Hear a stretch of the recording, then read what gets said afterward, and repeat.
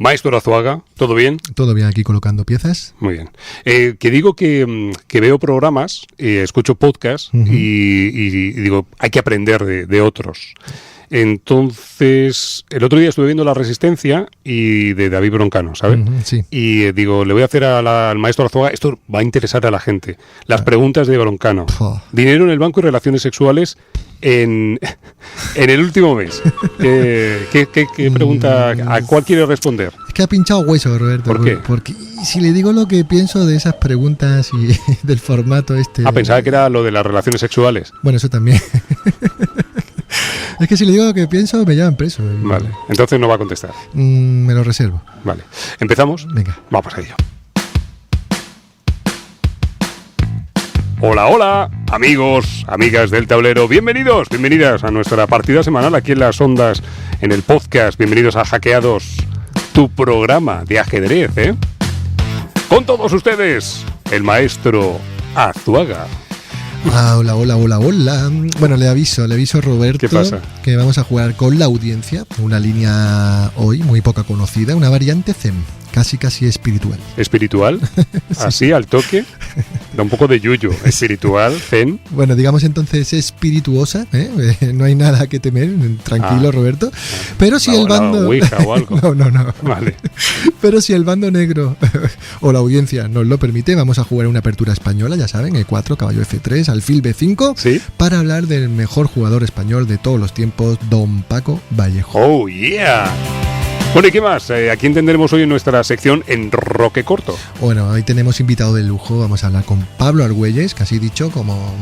¿no? Pero si le digo el capa, ¿verdad? Sí. En su círculo de ajedrez, Me José encanta Ruiz su canal. Capablanca. Sí. Bueno, pues hoy vamos a hablar con el capa y yo creo que vamos a aprender bastante, como siempre. Muy bien, y tendremos una semana más, como no, los consejos del maestro Luisón. No se pierdan el consejo de hoy porque van a aprender sobre ajedrez y simetría. Ahí lo dejo. Sí, ajedrez y simetría. Bueno, a ver qué nos cuenta. Sí. Como guinda, yo tengo aquí preparadita en la gran diagonal un saludo especial de uno de los GM, de los grandes maestros más fuertes de Europa. Y daremos además debida aclaración a una pregunta que nos formuló hace ya semana Julio Granda. Sí, don Julio. Esa es la pregunta que le dejó a usted ahí loading, ¿no? Exacto, ahí la tengo, ¿vale? Vale, pues nada, al lío. Esto es Hackeados.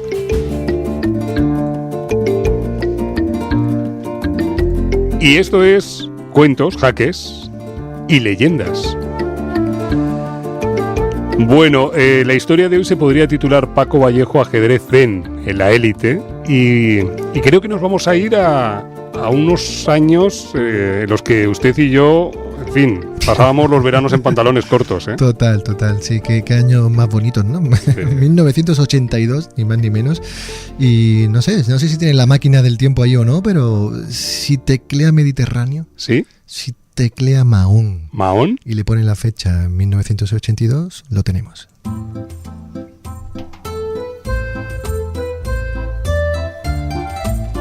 ...1982... Estamos en Mahón, en el Mediterráneo. Aquí estamos, ¿eh? Bueno, vamos a contar, decimos, la historia de Paco Vallejo, un genio del ajedrez, un tipo que ha sido número 1 del ranking nacional durante muchos años y actualmente es el número 3 de España, 84 del mundo. No está mal, ¿eh? Hombre. Un número 1, un gran maestro. Pero antes, usted ha dicho que Vallejo es el mejor jugador español de todos los tiempos. Eso así es. Como entrecomillado. Sí. Perdóneme que empecemos así, pero ¿no hubo un clérigo en el siglo XVI? Usted me contó, Ruy López. Me acuerdo porque se llamaba López, no se crea. Que fue campeón del mundo, ¿no? Sí. Campeón del mundo, insisto, Explíqueme primero esto y luego ya nos cuenta lo del protagonista de hoy. Venga, vale. Tiene usted toda la razón, llamándose López además, ¿verdad? Claro, he hecho una Super comparación López. muy hiperbólica, pero es que tiene su argumento, ¿vale? Es decir, en el siglo XVI efectivamente existió un clérigo, Ruy López de Segura, un sacerdote de Zafra, que ejercía además como consejero real en la corte de Felipe II y que era considerado el primer campeón mundial oficioso de la historia.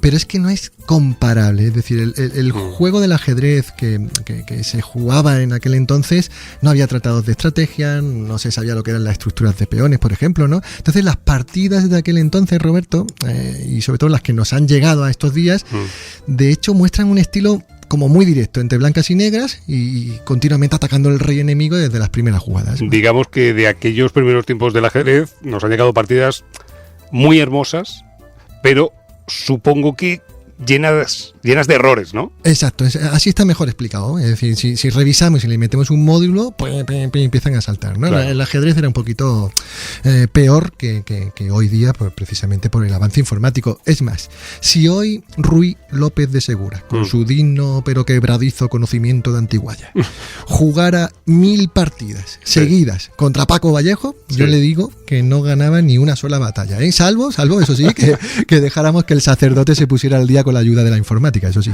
¿Se imagina? Habría que explicarle a Ruy López de Segura primero lo que es un ordenador. Pobre, ¿eh? Bueno, ya está, perdón, cierro paréntesis. Nos habíamos ido a Mahón, Menorca, año 1982, el año del Mundial, así que hecha la aclaración, arranquemos, maestro. Venga, va. Bueno, pues Vallejo nació pocas semanas después del Mundial de Fútbol del 82, de Naranjito, aquello, acuérdese, ¿verdad? Bueno, pues su padre, Ángel Vallejo, era militar, su madre, Feli, fue auxiliar en un hospital de la isla, y la familia Vallejo, por rama paterna, tenía raíces castrenses, pero también musicales. De hecho, el abuelo, apunte ahí, Francisco Vallejo Herena, nació en Málaga y tocaba el trombón en la orquesta Chaparro. ¿El trombón en la orquesta Chaparro? Exacto. Buenísimo. Bueno, la orquesta Chaparro era una formación, la estamos escuchando, que animaba las fiestas de los pueblos en los años 50, 60, Torremolinos, ¿no? Aquella época, claro. ¿No? Bueno, maravilloso. Bueno, pues el abuelo también era bombardino, es poca cosa, en la Banda Municipal de Música de Málaga. Y un sobrino suyo, Paco Vallejo Amaro, se acercaba a verle tocar los vientos, y de tanto acercarse pues terminó por enrolarse también en la banda. Entonces el sobrino Vallejo Amaro, que es tío de Paco Vallejo, nuestro ajedrecista, se convirtió con los años en el director de la Banda Municipal de Málaga. Vale, la historia ha empezado en Mahón y ya estamos en Málaga. Director de la Banda Municipal de Málaga. Bueno, Paco Vallejo Amaro guardó la batuta en diciembre de 2018 tras ofrecer además un concierto navideño muy emotivo en la Iglesia de los Mártires de aquí de Málaga, y hablé hace un tiempo ya con Paco Vallejo sobre sus primeros años de infancia, y él me confesaba que su tío, el que tocaba en la banda, el director, siempre era, él me decía que siempre fue un fenómeno, ¿no? Que de hecho cada vez que venía al sur procuraba hacerle una visita. En este punto de la historia vamos a recogernos un poco, porque creo que fue en casa de su tío, con su padre, atención, donde Paco se asoma por primera vez al mundo de las 64 casillas. Insisto, estamos en aquellos años 80, acompañando a un Paco de unos, ¿qué tendría? 4 o 5 años, ¿no? Más o menos, en casa de su tío. Eso es.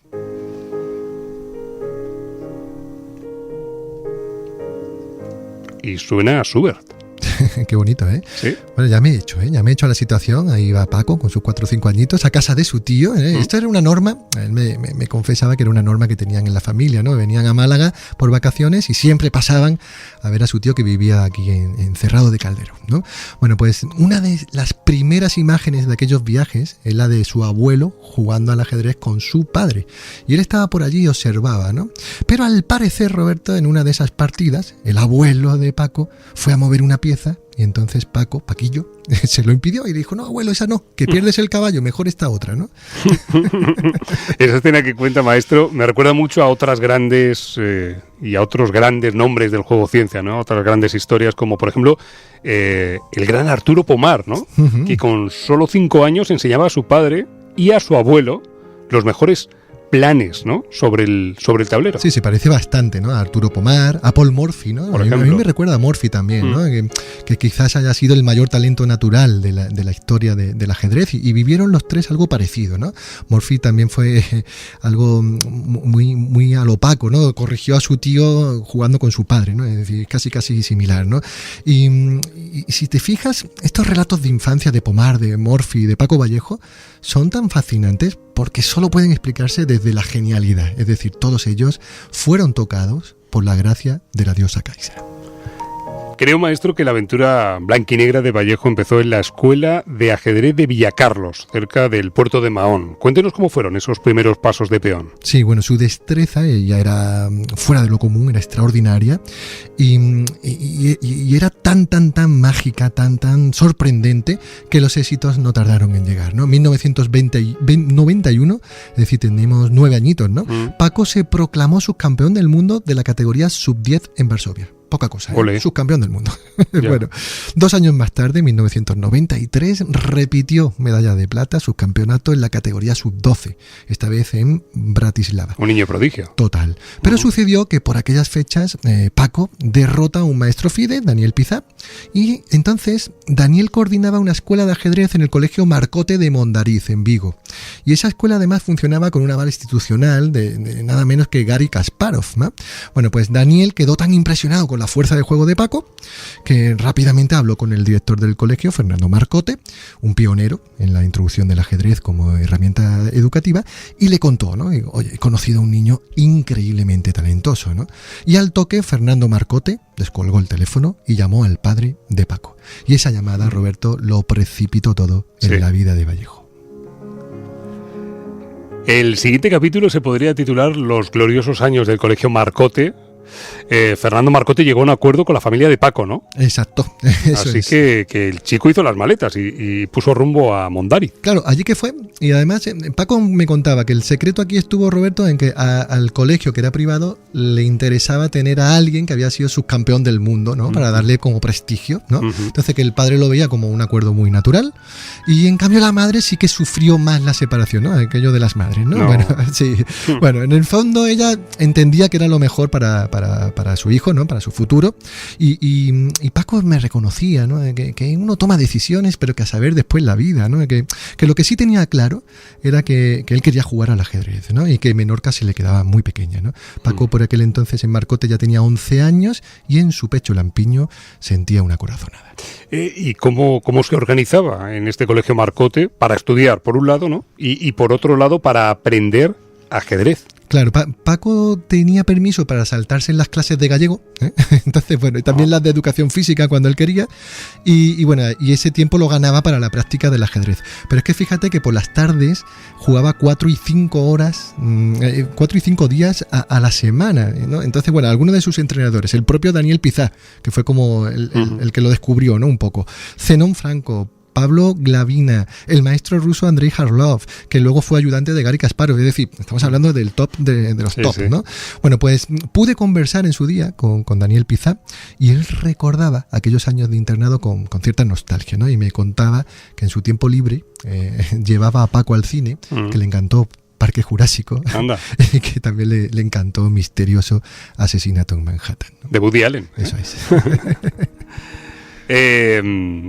Ahora que hablamos de cine, podemos decir que en cierto modo el progreso de Paco fue de película, ¿no? Y tanto, ¿no? En 1996 obtiene ya el título de maestro internacional. En octubre de 1997, con solo 15 años, ocurrió que derrotó a Deep Blue Jr., ¿no? Que era la secuela de la supercomputadora de IBM Deep Blue, ¿no?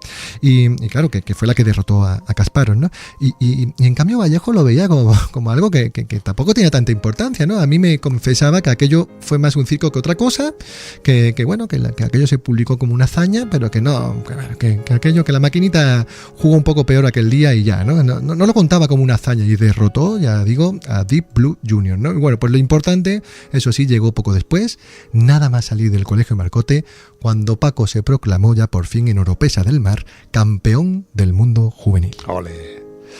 Qué bueno, ¿eh? Qué historia más apasionante que seguramente muchos de vosotros pues no conocíais. Atención, que suene esto. Porque he hablado antes de espiritualidad y de taoísmo, y el siguiente capítulo, para finalizar, lo hemos llamado Taoísmo en el tablero. Cuéntenos, maestro, ¿qué le sucedió a nuestro Paco Vallejo, al que creo que un libro además de estos que caen en tus manos así como por casualidad, le cambió la vida y su visión del mundo? Exactamente. Corría el año 2002, Paco Vallejo era considerado ya un superclase del ajedrez, por supuesto, participaba en los mejores torneos, las expectativas sobre su progresión en el ranking lo colocaban, por supuesto, en lo más alto, pero un buen día en el aeropuerto de Barajas compró el libro, apúntelo, El Tao de la Salud, el Sexo y la Larga Vida, de Daniel Reid. Sí, lo tengo aquí, Vale. Lo tengo aquí. Bueno, pues aquella lectura le atravesó por completo. El taoísmo, ya sabe Roberto, que aboga por vivir en armonía con la naturaleza. La respiración y el ayuno son claves filosóficas para lograrlo. Y tiene ahí delante Roberto un fragmento muy interesante del libro de Reid, por si quiere leerlo. Dice, en el arte amoroso taoísta, el énfasis no recae sobre el amor romántico, sino sobre una técnica correcta. Por tanto, es como un partido de fútbol o como una competición deportiva. No basta con el deseo de vencer. Tiene mucha amiga eso. Sí. He hecho una pausa no dramática, sino, ¿sabes? Sí. Para que la gente piense. Parece un comentario de barra, pero no lo es. Es puro Tao, ¿eh? Bueno, pues de este modo Paco empezó a aplicar el taoísmo a su vida, dentro y fuera del tablero, y el gran maestro malagueño Ernesto Fernández, entrenador de Paco durante muchos años, recordaba muy bien hace poco hasta qué punto el Tao estuvo presente en el día a día de Vallejo, ¿no? Él se acordaba, Ernesto, de que entrenaban 2 o 3 semanas seguidas en la casa de campo de Paco, en Son Ferriol, y que, decía Ernesto, parecíamos monjes budistas, ¿eh? Pero en realidad Paco decía, bueno, parecíamos monjes budistas unos cuantos días, ¿no? Porque empezábamos comiendo zanahoria y acabábamos tomando a mordiscos helados Häagen-Dazs. De cualquier manera, gracias o no a esta filosofía, creo, maestro, que Paco Vallejo ha logrado dar jaque mate a todos los campeones del mundo de la era moderna, con la excepción de Kasparov, ¿es así? Exacto. Sí, no, es que realmente el palmarés es estratosférico, ¿no? Por eso decía que es el mejor jugador de todos los tiempos nacional, ¿no?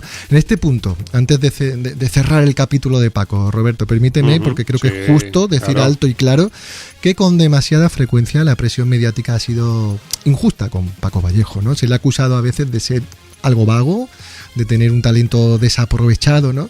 Pero es que Paco lo tiene claro. Paco dice que el ajedrez es una parte importante de su vida, pero que no es su vida, ¿no? Y que tener el equilibrio vital siempre le ha preocupado más que el propio ajedrez. Tengo por aquí una declaración suya. Dice, claro que me hubiera gustado ser campeón del mundo y ganar todas las partidas, pero no a cualquier precio. Sí, total. Claro. Ese es Paco. Dice, tener un equilibrio vital siempre me ha preocupado más que el ajedrez. Un equilibrio que en marzo de 2018 se quebró de forma cruel, cuando Paco, recuerdo, se retiró del Campeonato de Europa de Batumi en Georgia, porque Hacienda, sí, lo habéis escuchado bien, Hacienda le reclamaba nada menos que $500,000 euros. Me acuerdo de hablar de este tema. Sí, hablamos con él en aquel momento, ¿se acuerda? Y aquello fue muy duro, ¿no? Aquello estuvo provocado por una injusta aplicación fiscal sobre las apuestas en línea. Vallejo durante el año 2011, lo resumo muy rápido, apostó al póker pequeñas cantidades, pero perdió dinero, de hecho, ¿vale? Y la norma tributaria, eso fue su mal, en España al menos, no le permitía compensar estas pérdidas, ¿no? Bueno, el caso es que la presunción de culpa que sufrió fue insoportable, se tuvo que retirar, como dices, del Campeonato de Europa de Batumi, y jugadores como Nakamura, como Susan Polgar salieron en su defensa, ¿no? Aquello, me decía Ernesto, fue una putada, ¿no? O sea, Paco estaba jugando como nunca y le rompieron ahí la progresión, ¿no? Bueno, por suerte, tras casi 2 años de calvario, Paco, nuestro Paco Vallejo, ganó la partida también a Hacienda y poco a poco fue recuperando su alegría sobre el tablero, y es que Paco, no lo olviden, sigue tocado por la gracia de Kaiser. Y hasta aquí, cuentos, jaques y leyendas. La historia de hoy hemos titulado Paco Vallejo, ajedrez zen en la élite.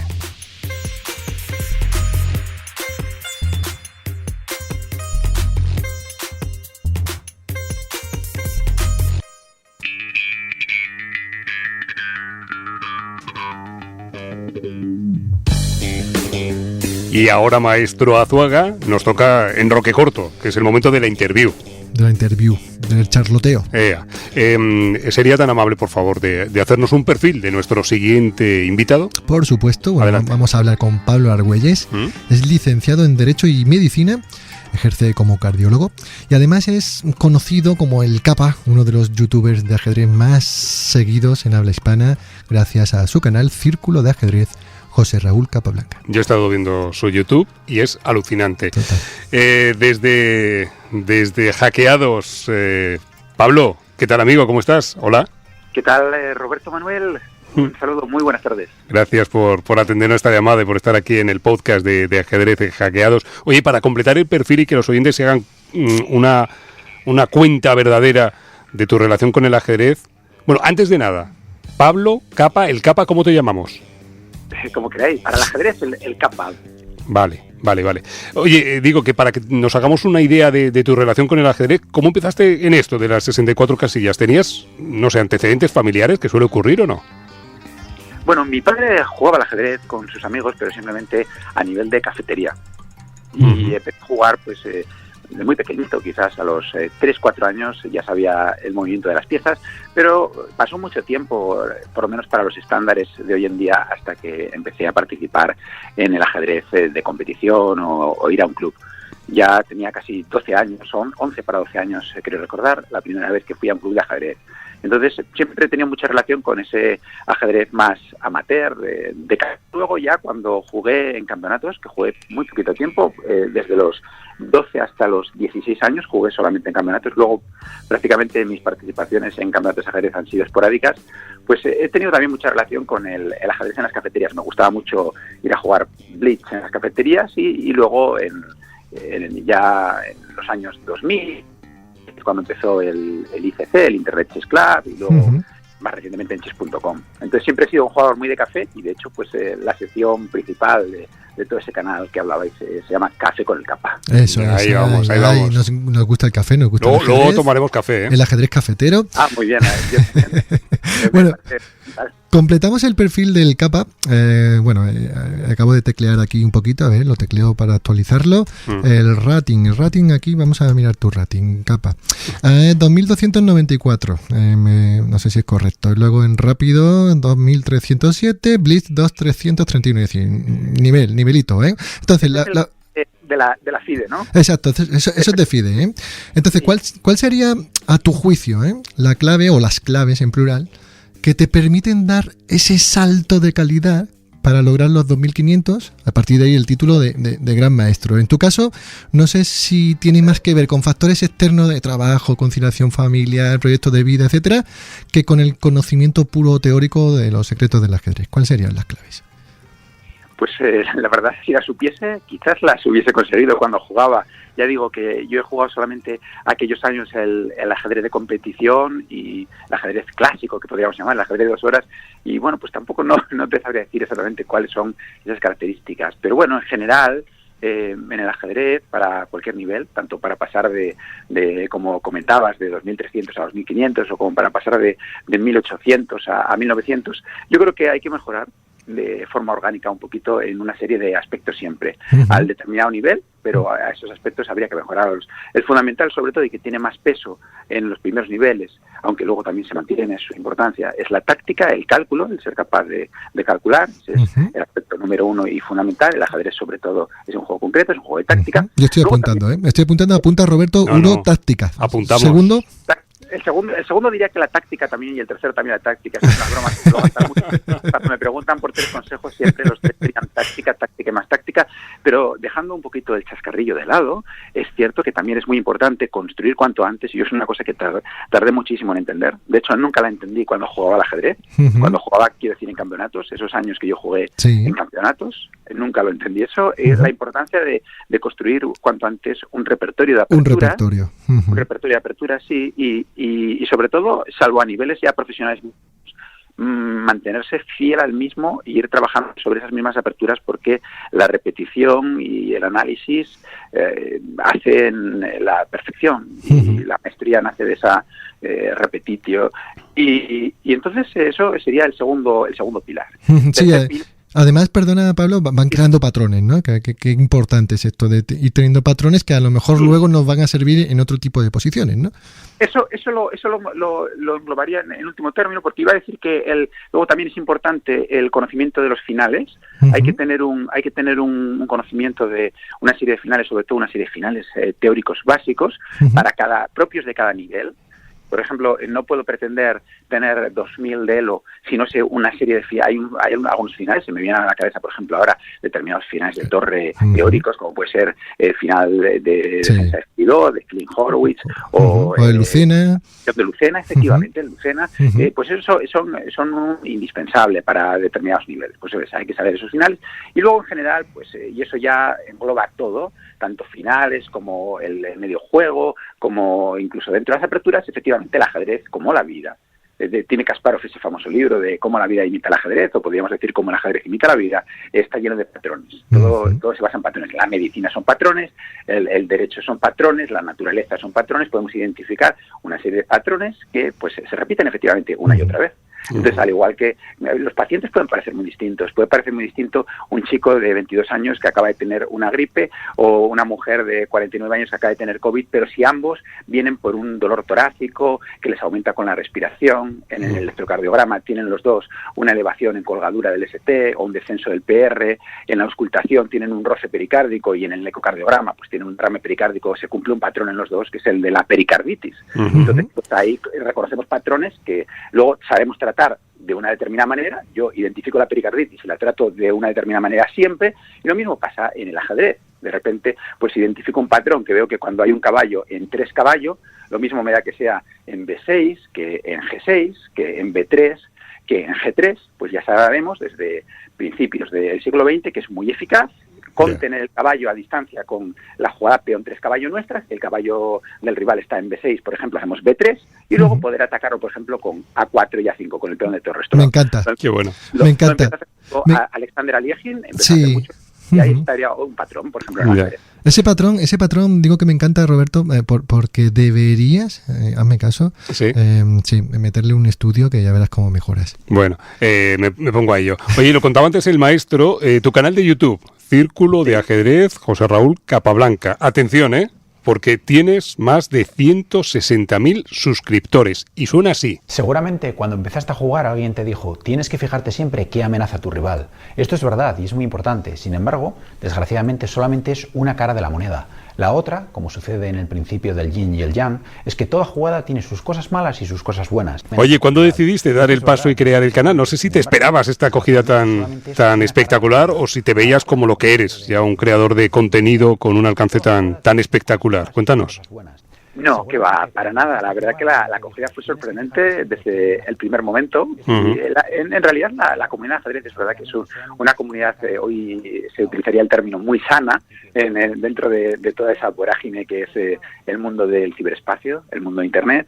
Y la verdad que la acogida fue muy buena, tanto en cantidad como en calidad, desde los inicios del canal. De hecho, ese vídeo que está sonando es de los primeros, si no y lo han visto millones de personas, creo, o por lo menos más de 1 millón de personas, creo. Sí, 1,5 millones. Sí, eso es como sonabas antes, hace como 6 años, ¿así puede ser? Por ahí, sí. Es que el canal fue más o menos de esa época. Y el motivo es que, bueno, pues yo había jugado al ajedrez, como digo, más o menos desde los 11 o 12 hasta los 16 años, y luego yo cuando ya empecé el bachillerato, dejé de jugar en campeonatos.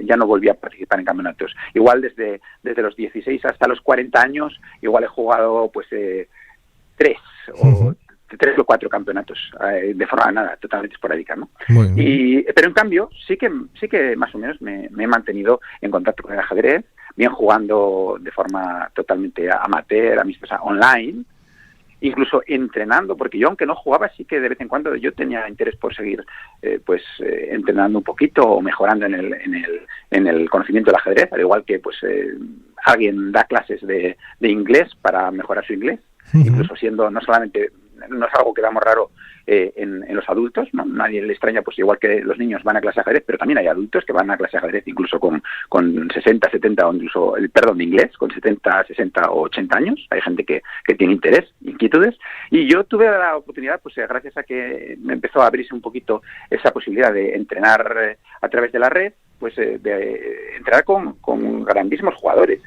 Podría decir pues desde Julio Granda, Arthur Kogan, Alexander Delchev, Mikhail Oratovsky, me viene a la cabeza también Gilberto Hernández. Qué lujazo, ¿no? Un montón de grandes maestros. Siento mucho si me estoy olvidando a alguno importante, porque seguro que de alguno me estoy olvidando. Pero qué lujazo, ¿no? Gilberto, Julio, Arthur Kogan. Increíble. Total. Increíble. Y ya digo, seguro me estoy olvidando de algunos súper importantes, pero como a modo de ejemplo. Y bueno, pues siempre me ha gustado mantener ese contacto con el ajedrez, con el juego, y luego pues el tema del canal fue otra manera de mantenerlo. Oye, Pablo, ¿cómo vas creando nuevo contenido? ¿Tienes un esquema mental que vas siguiendo? ¿Te mueves, digamos, también, no sé, bajo demanda de los seguidores? Y por cierto, entre tantos y tantos vídeos que tienes ahí, no sé si llegas a 1000 vídeos o 900, los que sean, ¿cuál ha sido el más top, el de mayor impacto? Y así ya de paso, pues se lo recomendamos ahora mismo a la audiencia de Hackeados. Pues yo, respondiendo a la primera parte de la pregunta, o a la primera pregunta, no suelo planificar mucho, la verdad. Yo sigo más la estrategia de Indiana Jones o de Han Solo, que decían, yo improviso, ¿no? Pues un poquito más así como en aquellas películas, más improvisar sobre la marcha. Y la verdad que pues voy haciendo muchas veces lo que más me apetece. No busco, raramente busco hacer un vídeo que vaya a tener, porque al ser un hobby pues tampoco estoy muy atado a tener que hacer algo que busque tener más impacto, a ver qué es lo que más se va a ver, etcétera. Entonces voy haciendo más bien lo que a mí me va apeteciendo, eso por un lado. Y luego, por otro lado, lo que se refiere al vídeo que más impacto haya tenido, pues yo creo que quizás haya sido ese primero sí. Que creo que se llama algo así como los 10 minutos que cambiarán tu ajedrez. Y ese que lo han visto, pues eso, lo que dices ahora, como 1,5 millones de personas lo han visto ya, sí. mucho más. 1,5 millones. Lo tengo aquí ahora, Capa, y los 10 minutos que cambiarán tu ajedrez para siempre. Qué maravilla. Yo estoy enganchado, de verdad te lo digo, estoy enganchado. Mira, aquí hay más canal de nuestro invitado. La mitología griega, que el origen de todos los males se halla en esa caja que un día abrió Pandora, desatando... Un canal esencialmente elegante. Por cierto, me ha dicho alguien que le das a la magia también. ¿Esto es verdad? Sí, eso tiene que venir de... No voy a revelar. No, nunca revelamos las fuentes. Se dice el pecado, pero no el pecador. Ni los trucos. Entre magos efectivamente, siempre nos guardamos determinados secretos. Pero sí, siempre he tenido una... Eso desde niño, la verdad. Eso prácticamente al mismo tiempo que empezaba a jugar al ajedrez, me llamó siempre muchísimo la atención la magia. Un amigo de mi padre hacía nada, con dos principios básicos muy sencillitos, el French Drop, y otro principio hacía unos pequeños trucos con monedas cuando venía a casa siempre a verme de pequeño, y desde los 2 años eso me dejaba totalmente sorprendido. Tardé mucho tiempo en saber que no era hechicería, que no era superchería, ¿no? En cuanto me explicó mi primer principio mágico, por decirlo de alguna manera, mi primer fundamento de ese ilusionismo, me quedé totalmente prendado de ese mundo. Es un mundo, la verdad, muy interesante, donde también hay podemos decir, campeones del mundo, sus leyendas. Sí. Hay, pues igual que hay su Capablanca o su Aliegin, pues ahí está su Guy Vernon, hay nombres que son auténticas leyendas, y la verdad que es un mundo que me ha gustado mucho. Yo te voy a decir, Pablo, que ahí también coincido contigo, porque de pequeñín, como es tu caso, yo me compraba mis fascículos de Juan Tamariz y alguna que otra mecánica todavía conservo para hacer algún que otro truquito con los naipes, pero ya decíamos al principio que también nos gusta no solo la magia, no solo el ajedrez, sino el café. Sí. Así que te vamos a invitar al momento cafetería. Bueno, nosotros tenemos nuestro momento cafetería. Aquí ya estamos y te tenemos que preguntar por cómo lo tomas normalmente. Pues yo sobre todo de especialidad. De hecho, esta semana uno de Uganda, de la región de Kalingwe, y la verdad que me gusta mucho tomarlo. Lo suelo tomar express, café express, y lo tomo con leche. Madre, hoy qué bien. No sé si voy a saber. Nivel top, Roberto. A ver cómo te la apañas ahora. Bueno, voy al café y explicamos lo del cuestionario. Bueno, se lo explico al capa. A ver, cuestionario Blitz. Viendo que tienes 2331, esto para ti es, bueno, casi que paso lento, ¿vale? Te va a resultar muy fácil, pero bueno, básicamente lo que vamos a hacer es someterte a una batería de preguntas incómodas. Este es el cuestionario Blitz Hackeados. Tu compromiso contigo mismo, con la audiencia, es contestar modo Blitz. Si lo haces muy rápido Blitz, te aplaudiremos al final, y si no, pues habrá bucheo. ¿Preparado? Lo voy a intentar. Venga, va. Bienvenido a nuestro cuestionario Blitz de Hackeados, el modo más directo para ganar enemigos. Hoy en la silla de la tortura radiofónica, el capa. Venga, primera pregunta. Empezamos con poco voltaje, para no molestar mucho. ¿Blancas o negras? Blancas, peón de rey. Bien, caballos o alfiles.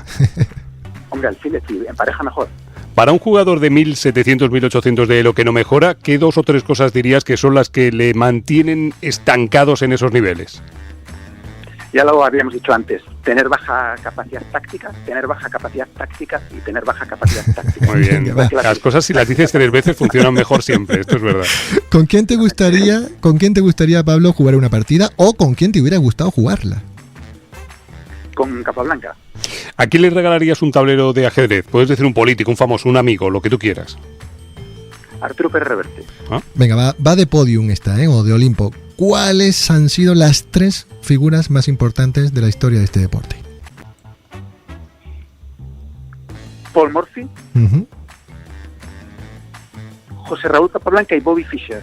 Uh-huh. Vale, si con blancas de juego caballo F3, la apertura reti, ¿qué me respondes? C5, tengo el repertorio. Te gana ya, Roberto. En seguro. orden de importancia, 1, 2, 3. ¿A qué le deberíamos dedicar más tiempo en el estudio? ¿A la táctica, a los finales o al repertorio de aperturas? A la táctica, 1. en primer lugar, sin duda. Uh-huh. En segundo lugar, voy a decir, aunque vaya a sorprender a mucha gente, al repertorio de aperturas. 2. Y en tercer lugar, a los finales. Venga, va. Siempre y cuando tengamos cubiertos los finales más básicos. Vas bien, Capa. ¿Qué porcentaje le das a la posibilidad de que Carlsen vuelva al ruedo del campeonato del mundo, y qué candidato debería salir como aspirante para que esto se diera? En el formato clásico, ninguna. Uh-huh. Estoy contigo, Capa. Penúltima pregunta. ¿El libro de los libros que más veces han leído o consultado, cuál sería? ¿De ajedrez? O de lo que quieras. De ajedrez, el Tratado General de Roberto Grau. Vale, y la última, tienes que completar la siguiente frase. Cuando llevas la iniciativa, puntos suspensivos. Completa la frase. Cuando llevas la iniciativa... Cuando llevas la iniciativa, como nos decía Steinitz, hay que seguir atacando porque si no, la puedes perder. Oh, bueno, venga, aplauso directo, ¿no? No ha habido ninguna duda, el aplausómetro ha sido contundente. Normalmente aquí suele haber un tiempito ahí como de suspense, nada. ¿qué va a pasar? Esta vez ha saltado, ¿no? Una maravilla, una maravilla total. Muy bien, oye, pues gracias por estar con nosotros, Pablo, el Capa, gracias por estar un ratito en este conversatorio de Hackeados en Enroque Corto, y estamos en contacto y te seguimos en YouTube. Muchísimas gracias a vosotros por haberme invitado, y cuando queráis nos vemos otra vez para otro café. Eso está hecho, Pablo. Un saludo. Un abrazo. Hasta luego. Seguimos. Bueno, qué buena charla hemos tenido, sí, maestro Arzuaga. El Capa, grande. Sí, ¿verdad? Un lujo, un honor, y gracias por estar con nosotros. Bueno, torre en séptima. Recordamos, maestro, que en esta sección nos colocamos en séptima fila como una torre espía que se adentra en un terreno fértil de aventuras para leer los mensajes de nuestros queridos amigos y oyentes, ¿eh? Exactamente. Sí. Bueno, pues cada vez, y siempre lo digo, pero es que nos vamos a colmar de saludos y de mensajes cariñosos, nos llegan más y más. Y podéis seguir escribiéndonos, como no, a través de los perfiles de Hackeados en Instagram, en Twitter o en los propios perfiles del Grupo Vocento o Diario Sur. También podéis encontrarnos en iVoox, en Spotify, en Google Podcast, en Apple Podcast, en Amazon Music, en Podimo, en YouTube. Os enviaremos nuestros saludos ajedrezados y, como no, nuestros abrazos de cartón cariño. ¿Qué tiene por ahí? Venga, le voy a dar un abracito así como de oso de cartón cariñito también a Ángel Jorge Chacón, que nos estuvo escuchando con la entrevista que hicimos con Nistal Mayorga, que nos atendió desde Nueva York. Y bueno, pues él nos escribía, ahora mismo os estoy escuchando, y ponía muchos corazones. Pues nada, un saludo para Ángel. Ha parecido un poco oso amoroso, ¿eh? Le digo, lo de abracito y los diminutivos. Bueno, Pedro J. Barraches dice, deseando escucharlo, es un gusto escuchar a Nistal Mayorga nuevamente. Sí, señor. Muy bien. Pedro siempre atento al podcast. Bueno, fíjate que dice, deseando escucharlo, como que no lo ha escuchado, y luego dice, es un gusto escuchar a Nistal, o sea, como que ya lo ha escuchado. O sea, empezó la frase antes del podcast y lo termina después. Saludo, Pedro. Pero tenemos aquí emoticones. Hay uno aquí de unas palmas que parece como de Israel Fernández, de Isa Cobo, aplaudiendo el podcast de Nistal Mayorga. Muy bien, muy bien. Y hay hasta reseñas, ¿no? Sí, hay una reseña que la hemos sacado de Apple Podcasts y bueno, nos ponen un 5 estrellitas. 5 sobre 5. Eso es como una estrella Michelin, pero o como un botellín de Mau. Exacto. Sí. Bueno, pues Isar ponía, se hace corto. Me encanta escuchar a Manuel y Roberto hablar sobre ajedrez en sentido amplio. La perspectiva histórica es lo que más me gusta. Muy bien, pues a nosotros nos gustan mucho todos vuestros mensajes, así que a todos, gracias. En mayúsculas, ¿eh?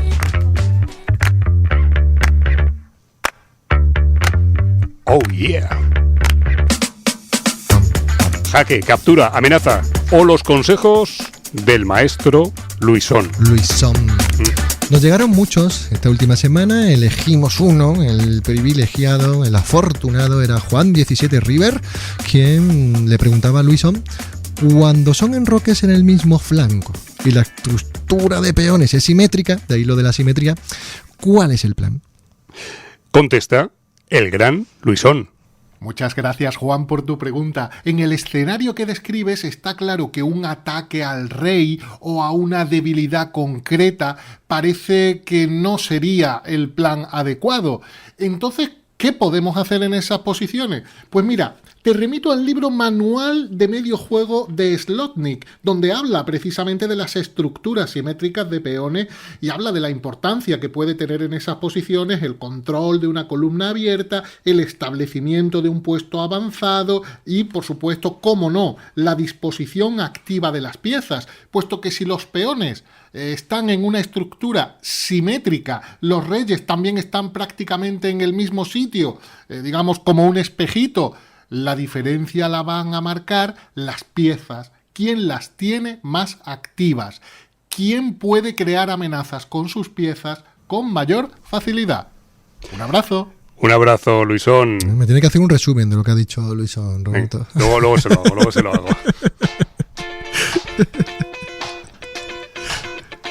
Llega un momento de la newsletter de hackeados que hemos dado en llamar, creo que afortunadamente, el diario de Tartakower.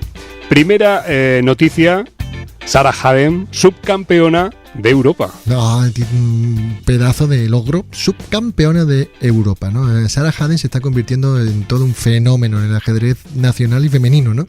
La española gana la medalla de plata y además lo hace empatando con la ganadora, Alexandra Kosteniuk, ¿no? Es decir, pues, poca cosa también ahí, porque estamos hablando que Kosteniuk ha sido 2 veces campeona de Rusia, es decir, no es cualquiera, ¿no? Y aquí hago un apunte, Roberto, permíteme. Martita, acabó en 8ª posición, pero fue realmente la sal y pimienta de todo el torneo, estuvo a puntísimo de conseguir algo mucho más importante y hemos quedado en que pronto, muy pronto, va a estar aquí en el programa Hackeados. Me alegro mucho. Segunda noticia, Pepe Cuenca vence al superprodigio indio, yo sé que me la voy a jugar, Prajnananda. Hola, qué bien la pronunciación. Bueno, más conocido en los ambientes como Praj. Hubiera sido mucho más fácil decir superprodigio indio Praj, pero me la he querido jugar. Sí, hace bien. Bueno, aquí realmente, cuando hacemos esta batería de diario Tartakower hay mucha actualidad, el Tata Steel, hay muchísimo, ¿no?, donde elegir, pero me gustó mucho que hay una partida de Pepe Cuenca, nuestro super Pepe Cuenca, que le gana al indio Prajnananda, a Praj, en los torneos titulados de los martes de chess.com. Es decir, el primer martes de cada mes, Roberto, se juega a las 10 de la noche aquí en Madrid o a las 13 horas allí en el Pacífico, y se juega un torneo online, por supuesto, por chess.com, donde el formato es un suizo a 10 rondas y con un control de tiempo de 3 minutos con incremento de 2 segundos, es decir, son partidas súper rapidísimas, entretenidas. Bueno, pues Pepe Cuenca le ha ganado al superprodigio Indo Pragnananda. Y yo le pregunto, Roberto, si el superprodigio Prag le ha ganado al actual campeón del mundo, Dingliren, en Tata Steel, y Pepe Cuenca le ha ganado a Prag, ¿podemos hacer como que Pepe también le ganaría en todo? ¿O no? Me estoy haciendo un lío. Bueno, se está haciendo el lío. Venga, vale. Se está haciendo el lío.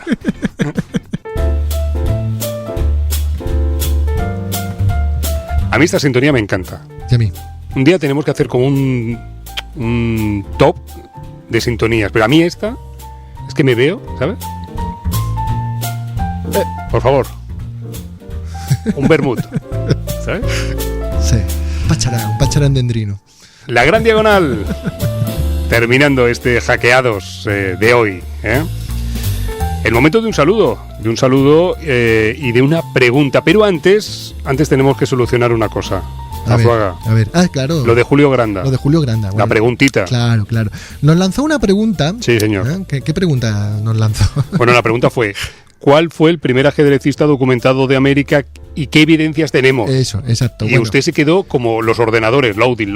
Sí, Lleva semanas así el maestro. Estaba en bucle y bueno, hoy he podido hablar con Julio, ya me ha confirmado que estamos en lo correcto. Sí. Y el primer jugador ajedrecista documentado de América, atención, que fue el propio Atahualpa, es decir, el último soberano del Imperio Inca. ¿Ah, sí? Eso es. Qué bueno. Bueno, pues nada. Respuesta. Y tenemos saludo, ¿no? Sí, tenemos un saludo de uno de los GM, decíamos al principio, más importantes de Europa. Así que vamos a oírlo. Hola, soy el gran maestro Jaime Santos Latasa y me gustaría enviar un saludo a todos los oyentes del podcast Hackeados. Un saludo de Jaime. Y tenemos pregunta, ¿no? Y la pregunta de Jaime hay que escucharla bien, ¿eh? ¿Sí? Si no, luego no sabemos responderla. ¿Nos vamos a quedar también así rayados o no? Vamos a ver. Vamos a ver. Bueno, y tengo también una pregunta para los oyentes, que sería: ¿a qué ritmo prefieren jugar ustedes? ¿Si a ritmo clásico, a partidas rápidas o a partidas blitz? ¿Cuál es el ritmo que más les gusta? El ritmo, y no vale decir cha-cha-cha, no, ¡ay, me ha pisado el chiste! Ya no os digo nada. Muy bien, pues nada, dejamos la pregunta ahí, ¿no? Venga, ahí en el aire a ver qué nos dicen. Venga.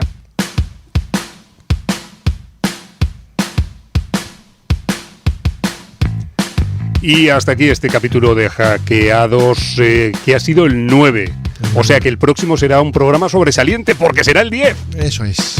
Entonces, de lo de la pregunta de Broncano no me va a contestar, ¿no? Dinero en el banco, relaciones sexuales en el último mes. Que me parecen tan impertinentes. No, ay, de verdad. Ay, de verdad. De verdad usted. De verdad, de verdad. Sí. Y no le digo más porque... Vale, adiós. Déjelo, adiós. Hasta la semana que viene.